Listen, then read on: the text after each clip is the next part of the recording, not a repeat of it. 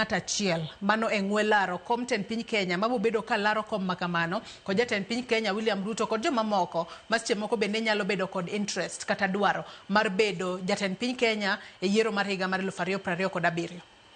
Erokamano Joyce, two things. Number chiel, adieri en ni jogo nyaka bi yud ng'ata chiel, mano to ok bitamogi. Yudo ng'ata chiel ma gichungo mondo odhi opiem kalaro kom maduong' to ok bitamogi. Nikech nikech kwa 2013 sama ne devolution odonjo. Siasa ma Kenya ose shape itself maonge chama achiel kata ng'at achiel manyalo wuok maring kende. Dine mano nyalore di kata William Ruto di koro ok thagre gi manyo anybody else. After all, he is the president.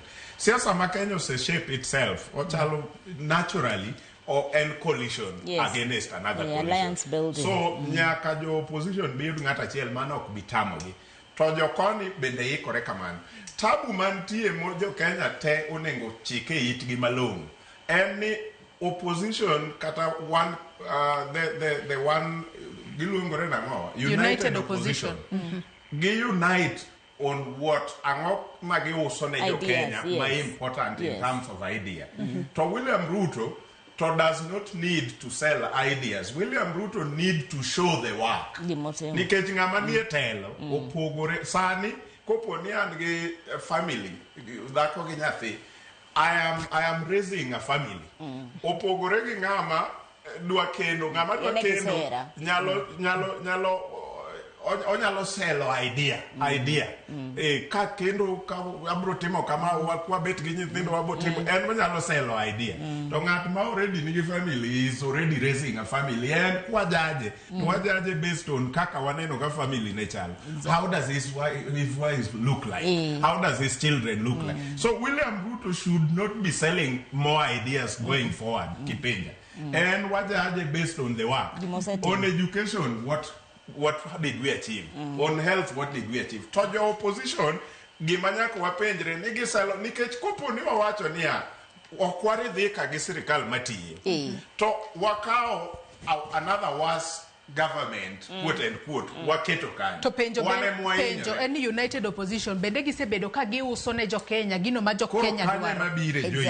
Gimajo, especially on Friday, can I watch the whole setup? Number chiel, jo Kenya onengo ng'e kata nyikwara mo gima winjo wa onengo ng'e gimoro achiel ma important.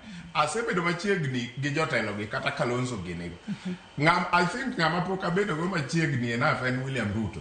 But gimanyaka ng'ato ka ng'ato ng'e piny kama winjo wa ni speech misomo cha en ok en mar jogo. Speech no ndik gi Meshack Odede gi Kennedy Obuya gi ng'ama chielo more refine jatelo litene niya ma koro jatelo some mana togo wiye ni ma ondikore maber to dhi osomo. So mago ok weche ng'ano kata obed jakom Raila Amolo Odinga en gi speech writer kata obed William Ruto. So an kadhi gigi kata sama watch gigi gima ng'e ni kisetieko somo speech no ang'o midwa wacho nikech mane that is the truth. Koro gima nya somo ka en kari gadhi ochungo to ko depart from the principle mapile owacho ne jogi gagi wacho kagi wuok kanyo ma the following day Saturday ne an Murang'a gin ne gintiere area Maembu. The rallying call